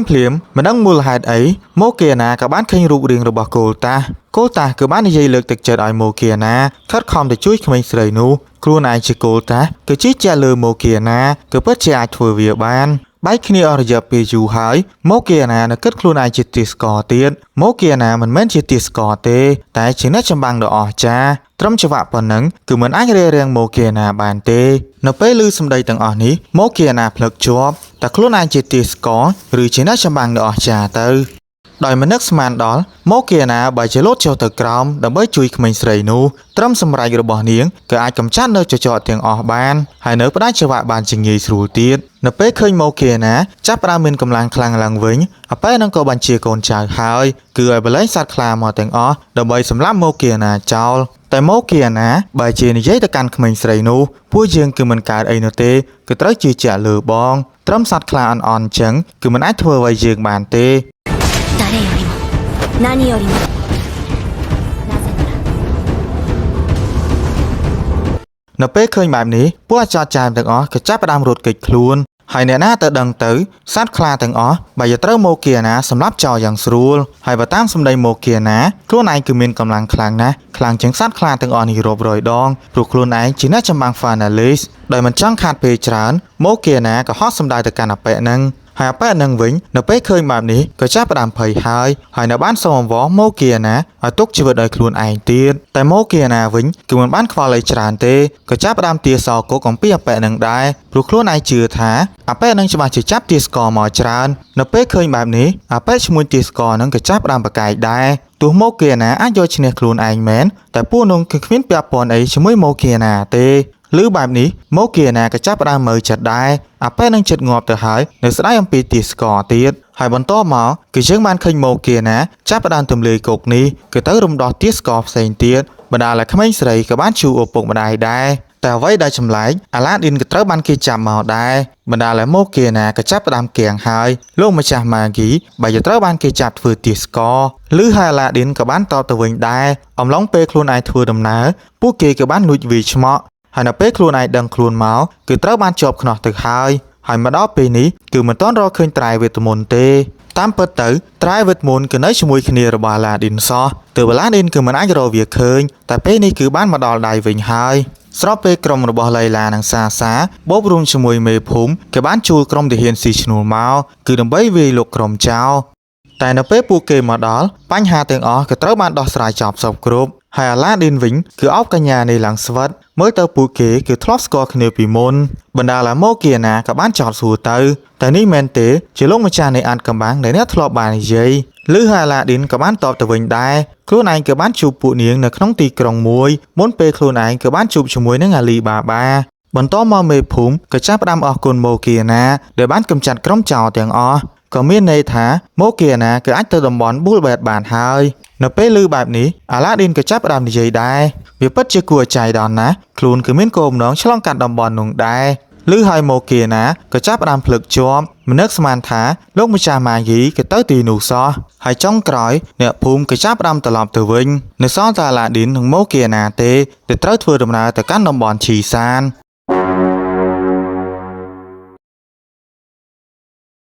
ហើយមិនយូរប៉ុន្មានគឺយើងបានឃើញប្រុស3នាក់ទៀតកំពុងសម្ដៅទៅកាន់ទីក្រុងបលបែតដែរតែមើលទៅពួកគេដូចជាដុនដាបណាស់គ្មានទឹកគ្មានអាហារយូរមកហើយនៅបានជួបប្រុសម្នាក់កំពុងដេកតាមផ្លូវទៀតតែបើតាមមើលទៅប្រុសនេះគឺស្វឹងស្រាហើយដេកតាមផ្លូវនឹងឯងតែអ្វីដែលសំខាន់លើខ្លួនប្រុសនេះសម្បូរដោយមាសពេជ្រកែវកងណាស់ដល់ថ្នាក់អប៉ែនេះគឺនឹកឃើញរឿងមួយតែក្រោយមករឿងក៏បានកាត់មកអាឡាឌីនវិញអាឡាឌីនមិនចង់ឲ្យម៉ូគីណានិយាយមកកាន់ខ្លួនច្រើនពេកទេគឺហៅខ្លួនឯងត្រឹមជាមនុស្សធម្មតាបានហើយម្យ៉ាងទៀតពេលនេះខ្លួនឯងគឺចង់ជួបជាមួយអាលីបាបាណាហើយគិតចុះគិតឡើងអាឡាឌីនក៏បានឃើញអាលីបាបាសម្ដៅមករកខ្លួនឯងដែរតែមើលចំទៅវាមិនមែនជាអាលីបាបាទេតែជាបរិសុទ្ធដែលដេកលងលក់មុននេះហើយអ្វីដែលចម្លែកមកលើកនេះគ្មានខោអាវទេបណ្ដាលឲ្យម៉ូគីណានិងអាឡាឌីនវិញក៏មើលឲ្យឡើងគៀងតែក្រោយមកអ្នកទាំង3ក៏ចាប់ផ្ដើមនិយាយគ្នាលេងចាស់ស្ដេចបរិសុទ្ធនេះគឺមានឈ្មោះថាស៊ីនហើយគាត់នេះឯងជាស្ដេចស៊ីនបែតតែនៅក្នុងពេលបច្ចុប្បន្នគាត់ក៏បានលាក់បាំងរឿងរ៉ាវពួកគេហើយជួបគ្នាលើកទី1គាត់មិនដឹងត្រូវនិយាយអីទេអំឡុងពេលខ្លួនឯងមិនប្រយ័ត្នបើយកត្រូវបានគេលួចអីវ៉ាន់អស់សូម្បីខោអាវក៏ត្រូវបានគេលួចទៅទៀតក្នុងនាមខ្លួនឯងជាបរិសុទ្ធធ្វើឲ្យម៉ូគីណាជាស្រីគឺអៀនមកលើខ្លួនឯងទៀតតែនិយាយចុះឡើងក៏ធ្វើឲ្យយើងបានដឹងដែរស៊ីនបែតកំពុងធ្វើដំណើរផ្សងព្រេងអញ្ចឹងហើយគាត់គ្មានគោលដៅច្បាស់លាស់ទេស្របពេលម៉ូគីណាក៏ចាប់ផ្ដើមធំក្លិនសមុទ្របណ្ដាលឲ្យស៊ីនបែតក៏ចាប់ផ្ដើមដឹងភ្លាមម៉ូគីណាក៏ពិតជាមិនធម្មតាមែនអញ្ចឹងហើយស៊ីនបែតក៏ណែនាំអ្នកទាំងពីរឲ្យមើលពីលើភ្នំទៅក្រោមវិញឬហើយមិនចាំយូរទេអ្នកទាំងពីរក៏ស្ទុះទៅតែម្ដងតាមការពិតទៅនៅខាងក្រោមភ្នំមួយនេះជាទីក្រុងបលបែតបន្តមកអាឡាឌីនក៏ចាប់ផ្ដើមងើយឆ្ងល់ដែរមិនបានជាគេសរសេរពាក្យមួយឃ្លាគឺឲ្យផ្ដួលរលំរបបរាជានិយមនេះចោលបើជាត្រូវបានគេសរសេរចំជាងពេញទីក្រុងទៅវិញនៅពេលឃើញបែបនេះស៊ីនបែតក៏ចាប់ផ្ដើមរៀបរាប់ទៅតាមពិតទៅស្ដេចពីមុនក៏ត្រូវបានស្លាប់បាត់ហើយនៅពេលដែលស្ដេចត្រូវបានឡើងមកថ្មីហាក់បីដូចជាមានគុណវិបត្តិច្រើនណាស់តែមិនចាំបាច់ភ័យទេឲ្យតែមានស៊ីនបែតនៅអ្នកទាំងពីរគឺអាចនៅទីនេះដោយឥតគិតថ្លៃហើយគ្មានបញ្ហាណាមួយបានកើតឡើងទេ ពាក្យសម្ដីទាំងអស់នេះវាហាក់បីដូចជាគាត់គឺមានអំណាចខ្លាំងណាស់ព្រមទាំងមិនចង់ប្រាប់រឿងបញ្ហាទាំងអស់ទៅកាន់អ្នកទាំងពីរទេតែនៅពេលដើរទៅមុខទៀតបែរជាត្រូវបានអ្នកយាមខាត់ទៅវិញមិនដឹងអាណាគេផងចេះតែដើរចូលមកទីក្រុងផ្ដេសផ្ដាសតើតើមានបរិះពីរនាក់ចេញមុខមកទើបអាចកែប្រែស្ថានភាពទៅជាល្អវិញហើយដោយមិនចង់វិញឆ្ងាយនោះបរិះនេះក៏បានយកស៊ីនបែតទៅស្លៀកពាក់វិញហើយមកគីណាក៏មានការភ្ញាក់ផ្អើលដែរបរិះម្នាក់ទៀតគឺមានសក់ក្រហមដូចខ្លួនតើវាអាចទេអ្នកទាំងពីរជាកូនសម្ព័ន្ធហ្វាណេលីសដូចគ្នាតាមពិតទៅបរិះសក់សនេះគឺមានឈ្មោះថាចាហ្វាហើយបរិះសក់ក្រហមនេះគឺមានឈ្មោះថាម៉ាស្រូជាដៃឆ្វេងស្ដាំរបស់ស៊ីនបែតបន្ទាប់មកចាហ្វាក៏បានស្នើសុំស៊ីនបែតតែពេលណាទៅស៊ីនបែតឈប់ធ្វើខ្លួនដូចកូនក្មេងព្រោះស៊ីនបែតជាស្ដេចនៃអាណាចក្រស៊ីនទ្រាជាអនាគតមួយសម្រាប់របស់ប្រទេសជាតិដែរហើយដីបានជាធ្វើខ្លួនអាឡែអាឡោបែបហ្នឹងទោះជាលឿនចឹងក៏ដោយស៊ីនបែតមិនបានខ្វល់អីទាំងអស់ម្យ៉ាងទៀតខ្លួនឯងប៉ុណ្ណេះគឺធំគ្រប់គ្រាន់សម្រាប់ចេះគិតហើយខ្លួនគឺចង់ធ្វើអ្វីតាមដែលខ្លួនចង់ធ្វើប៉ុណ្ណោះក្រោយមកស៊ីនបែតក៏ដើរទៅរកស្ដេចនៅទីនេះតែមើលទៅស្ដេចនេះគឺក្មេងណាស់ហើយនិយាយគ្មានសាច់ការអីទៀតបណ្ដាលឲ្យស៊ីនបែតក៏ចាប់ផ្ដើមមើលចិត្តដែរមើលទៅស្ដេចទីនេះគឺមិនចង់ធ្វើពាណិជ្ជកម្មផ្លូវទឹកជាមួយស៊ីនទ្រាទេបលបែតពេលនេះគឺមានស្ដេចអត់ប្រយោជន៍ណាស់ស្របពេលអាឡាឌីនកំពុងនិយាយលេងជាមួយអ្នកបម្រើដែរអំពីការធ្វើដំណើរនៅលើផ្ទៃមហាសមុទ្រតែនេះមិននឹងអាចទៅរួចទៅបើតាមសម្ដីរបស់អ្នកបម្រើនេះជុំវិញប្រទេសបលបែនគឺមានផ្ទៃមហាសមុទ្រយ៉ាងធំហើយគ្របដណ្ដប់ដោយផ្សែងពពកអាបគឺមិនអាចមើលឃើញអំពីបញ្ហាផ្លូវទាំងអស់ម្យ៉ាងទៀតនៅទីនេះគឺមានក្រុមចៅប្លន់មួយក្រុមពិតជាមានអធិពលខ្លាំងសម្បើមពួកគេភាគច្រើនគឺប្លន់អ្នកដំណើរតាមផ្លូវហើយសមាជិកពួកវានីមួយៗគឺសុទ្ធតែអ្នកឈ្នះដានចិនអញ្ចឹងហើយបានជារាជរដ្ឋាភិបាលគឺពិបាកដោះស្រាយជាមួយពួកវាណាស្របពេលស៊ីនបែតក៏ចាប់ផ្ដើមនិយាយចេញមកដែរមិនថាពួកគេជាអ្វីទេខ្លួនឯងជាស៊ីនបែតគឺនឹងដោះស្រាយជាមួយពួកគេទាំងអស់ហើយនឹងចាប់ផ្ដើមឲ្យប្រទេសទាំងពីរគឺធ្វើផ្លូវពាណិជ្ជកម្មឡើងវិញបណ្ដាលឲ្យស្ដេចវ័យក្មេងនេះក៏មានភាពភ័យខ្លាចទៅលើស៊ីនបែតដែរនិយាយរួមទៅអាណាចក្រមួយនេះគឺមានស្ដេចអត់ប្រយោជន៍មែនប្រទេសខ្លួនឯងបែរជាពឹងពាក់លើអ្នកដទៃឲ្យមកដោះស្រាយទៅវិញក្រោយមកស៊ីនបែតក៏បានមកនិយាយលេងជាមួយអាឡាឌីនហើយនៅបានណែនាំកូនចៅខ្លួនឲ្យពួកគេបានស្គាល់ទៀតមិនតែប៉ុណ្ណោះស៊ីនបែតគឺនិយាយឡើងជឿជាក់បើពឹងផ្អែកលើពណ៌សក់និងកែវភ្នែករបស់អ្នកទាំងពីរម៉ាស្រូនិងម៉ូគីណាគឺជាកូនសម្ព័ន្ធតែមួយក៏មានន័យថាពួកគេជាអ្នកចម្បាំងរបស់កូនសម្ព័ន្ធ Finalist ហើយកាលដែលជួបសាច់ញាតិខ្លួនឯងក៏ត្រូវជជែកគ្នាលេងដែរតែមើលទៅម៉ូគីណាដូចជាចាប់ផ្ដើមអៀនទៀតហើយខ្លួនឯងជាស្រីបែរជានិយាយលេងជាមួយបរិះទៅវិញហើយមកដល់ពេលនេះស៊ីនបែតកំពុងមានផែនការវាយលុកក្រុមចៅតែសមុទ្រធំយ៉ាងនេះហើយមិនដឹងអីអំពីសត្រូវអីម៉ានតិចតើគួរដោះស្រាយបែបណាទៅស្របពេលចាហ្វាក៏មានការភ្ញាក់ផ្អើលដែរព្រោះអាឡាឌីនគឺបានកោះហៅអ៊ូហ្គោចេញមកមិននឹកស្មានថាអាឡាឌីនគឺជាម៉ាហ្គីសោះឮអាឡាឌីនក៏សួរទៅវិញផ្លែតតែស៊ីនបែតជាអ្នកណាឲ្យប្រកាសមិនបានជាស៊ីនបែតគឺនិយាយអញ្ចឹងស៊ីនបែតគឺស្គាល់ម៉ាហ្គីផ្សេងទៀតមែនខ្ញុំគឺជាស៊ីនបែតនឹងឯងហើយកាលដែលឃើញបែបនេះស៊ីនបែតគឺដឹងច្បាស់ណាស់ពួកគេមិនស្គាល់អំពីខ្លួនឯងទេព្រោះខ្លួនគឺមិនមែនជាអ្នកល្បីតែយ៉ាងណាក៏ដោយស៊ីនបែតក៏បានប្រាប់ដែរគាត់មិនមែនជាមនុស្សអស្ចារ្យទេតាំងពីតូចមកខ្លួនឯងគឺចូលចិត្តការផ្សងព្រេងណាស់ខ្លួនគឺបានផ្សងព្រេងលើមហាសមុទ្រជុំវិញពិភពលោកខ្លួនឯងគឺឈ្នះដានចិនដល់ទៅ7ហើយណោះគឺមានន័យថាស៊ីនបែតទទួលបានអារក្សឌីជីនដល់ទៅ7នាក់បូករួមជាមួយទ្រព្យសម្បត្តិយ៉ាងមហាសាលអញ្ចឹងហើយស៊ីនបែតក៏បានបង្កើតប្រទេសមួយដោយខ្លួនឯងតែក្រោយមកស៊ីនបែតក៏ចាប់ផ្ដើមគាំងឡើងវិញព្រោះអាឡាឌីនគឺស្ដាប់មិនយល់អីទេហើយនៅបានចោទសួរស៊ីនបែតទៀតតែពាក្យម៉ាហ្គីគឺមានន័យបែបណាទៅព្រោះខ្លួនឯងមិនទាន់ដឹងច្បាស់អំពីពាក្យម៉ាហ្គីនឹងទេមើលទៅពាក្យម៉ាហ្គីគឺពិតជាមានអត្ថកំបាំងណាស់តែនិយាយចុះនិយាយឡើងស៊ីនបែតក៏ចាប់ផ្ដើមនិយាយរឿងផ្សេងវិញចាប់តាំងពីអាឡាឌីនគឺជាលោកម្ចាស់ម៉ាហ្គីទៅហើយខ្លួនជាស៊ីនបែតក៏មានតែសុំជំនួយអំពីអាឡាឌីនទេខ្លួនឯងគឺចង់អាឡាឌីនចូលរួមកម្ចាត់ក្រុមចោរទាំងអស់ក៏ព្រោះប្រទេសមួយនេះគឺចលាចលយូរមកហើយនៅពេលឮបែបនេះចាហ្វាក៏មានការភ្ញាក់ផ្អើលដែរតាមការមើលទៅទង្វើមួយនេះចាហ្វាគឺកំពុងភ័យលើរឿងអីមួយតែស៊ីនបែតវិញគ្មានអីត្រូវខ្លាចទេពួកចោរនៅលើមហាសមុទ្រគួរតែត្រូវបានកម្ចាត់ចោលទាំងអស់ណាមួយខ្លួនគឺមានលោកម្ចាស់ម៉ាហ្គីគឺអស្ចារ្យណាស់គាត់ក៏អាចកែប្រែវាសនាបានអញ្ចឹងហើយបញ្ហាទាំងអស់ច្បាស់ជាត្រូវបានដោះស្រាយហើយនៅពេលឃើញបែបនេះអាឡាឌីនក៏បានចោទស៊ូម៉ូគីណាតែយើងគួរធ្វើបែបណាព្រោះពួកគេក៏បានសុំជំនួយទៅហើយឬហើយម៉ូគីណាគ្មានខ្វល់អីទាំងអស់ បញ្ហាដែលខ្លួនឯងត្រូវខ្វល់គឺពួកយើងទាំងពីរកំពុងស្វែងរកបរិសម្នាក់មើលទៅគាត់ប្រហែលជានៅក្នុងទីក្រុងនេះដែរអូខេបញ្ហាទាំងអស់នេះខ្ញុំគឺនឹងដោះស្រាយជូនហើយពាក្យពេចន៍នេះខ្ញុំយល់ទាំងអស់អញ្ចឹងហើយម៉ូគីណាទៅសន្តាគារវិញទៅការងារនេះគ្រោះថ្នាក់ណាស់ក្មេងស្រីតូចដូចម៉ូគីណាគឺមិនស័ក្តិសមក្នុងចម្បាំងនឹងទេឃើញបែបនេះស៊ីនបែតគ្មានពាក្យវិចារតែម្ដងព្រោះម៉ូគីណាគឺមើលទៅពិតជាខ្លាំងណាស់បន្តមកពួកគេក៏ចាប់ផ្ដើមនិយាយគ្នាអំពីបញ្ហាទាំងអស់នេះទើបធ្វើជាងបានដឹងថាក្រុមចៅនោះត្រូវបានគេដាក់ឈ្មោះថា Fox ហើយក្រុមមួយនេះក៏ពិតជាលយណាស់ប្លន់ទ្រព្យសម្បត្តិគេហើយនៅយកលុយមកឃោសនាជនក្រីក្រទៀតអញ្ចឹងហើយនៅពេលក្រុមនេះចេញប្លន់ប្រជាជនក្រីក្រភាគច្រើនច្បាស់ជាចេញមកគាំទ្រពួកគេហើយយប់មួយនេះជាយប់នៅធ្លាក់អាបស៊ីនបែតគឺជឿថាពួកគេច្បាស់ជាមកប្លន់យប់នេះអញ្ចឹងហើយពួកគេក៏បានបែងចែកជាពីរក្រុមដែរដើម្បីចាំចាត់ការលើក្រុមចៅទាំងអស់តែនៅពេលយប់ឡើងស៊ីនបែតក៏បានឃើញស្ត្រីម្នាក់មើលទៅដូចជាដូនដាបណាស់ក្នុងដៃកំពុងកាន់ទីរុទៀតតែស្មានមិនដល់នាងបែរជាបើកការវាយប្រហារទៅលើស៊ីនបែតវិញមិនតែប៉ុណ្ណោះមនុស្សភាគច្រើនក៏បានចេញពីអាបក្នុងចំណោមពួកគេគឺសុទ្ធតែមានអាវុធទាំងអស់ហើយភាគច្រើនគឺជាជនក្រីក្រដោយដែលពួកគេបានគិតទាំងអស់បើឯងរៀងផ្លូវយើងនឹងសម្លាប់ឯងចោលពួកយើងមិនចង់ធ្វើវាទេតែដោយសារយើងអត់អាហារគ្មានថ្នាំសង្កូវគ្រប់គ្រាន់គឺត្រូវតែបង្ខំចិត្តធ្វើវាកូនយើងឃ្លានហើយគ្មានអាហារនឹងទៅដោះគោឲ្យគេទេពួកយើងនៅទីនេះយូរណាស់គ្មានអ្នកណាឲ្យពើនឹងយើងទេហើយតាមការពិតទៅជនក្រីក្រទាំងនេះតែងបន្លំខ្លួនមកលួចអាហារគ្រប់ពេលព្រោះវាជាអាកាសល្អធ្វើឲ្យពួកគេអាចបន្តជីវិតបានទៀតស្របពេលបរិសម្នាក់ក៏បានស្រែកមកដែរពួកជនក្រីក្រទាំងនេះគឺពិតជាពិបាកគ្រប់គ្រងមែនបើអត់ឃ្លានខ្លាំងពេកយកសាច់ម្ដុំទៅហើយចាស់ចេញពីទីនេះទៅនៅពេលឃើញបែបនេះស៊ីនបែតក៏ហាមឃាត់ដែរគ្រាន់តែកាពះមែនទេមិនចាំបាច់ធ្វើដល់ថ្នាក់នឹងទេមនុស្សនៅទីក្រុងនេះមានបានទ្រព្យសម្បត្តិច្រើនក៏ព្រោះតែជនក្រីក្រគឺបានបងពួនជូនដែរអញ្ចឹងហើយបើគ្រប់គ្នាចង់បានអីក៏យកតាមចិត្តទៅតែត្រូវចាំគឺយករបស់ដែលចង់បានហើយមិនត្រូវសម្លាប់មនុស្សទេ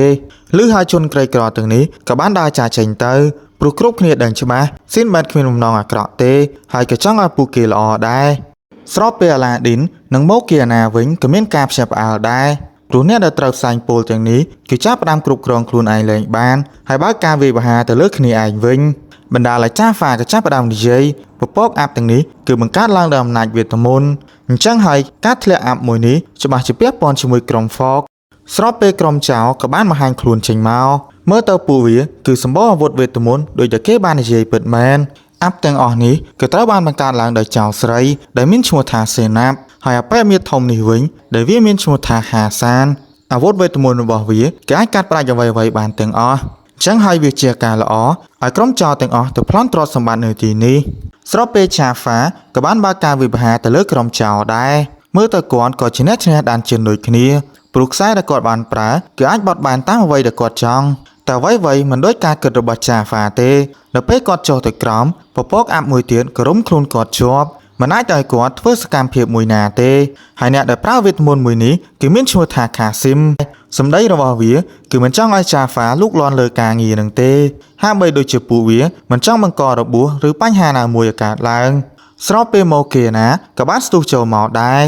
តែចុងក្រោយម៉ូគីណាក៏ត្រូវបានវាចាប់ចងម្នាក់ទៀតមើលទៅអាប់មួយនេះក៏ពិតជាមានអំណាចណាស់សូម្បីម៉ូគីណាជាអ្នកមានកម្លាំងខ្លាំងហើយក៏មិនអាចរំដោះខ្លួនចេញពីអាប់នេះបានទេនៅពេលឃើញគ្នារបស់ខ្លួនឯងត្រូវបានចាញ់ទាំងអស់អាឡាឌីនក៏មានតែលូកដៃចូលហើយ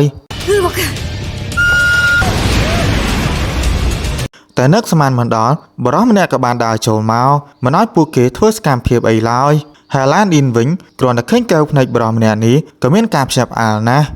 តែវាមានរឿងអីកើតឡើងទៅមិនបានជាក្រុមចៅគឺអាលីបាបាស្របពេលសាច់រឿងរបស់យើងក៏បានចប់ត្រឹមនឹងដែរadmin សង្ឃឹមថាប្រិយមិត្តនឹងចូលចិត្តសាច់រឿងមួយនេះហើយចុចមេដៃមេជើងដាក់សញ្ញាកណ្ដឹងឲ្យ admin ម្នាក់មួយ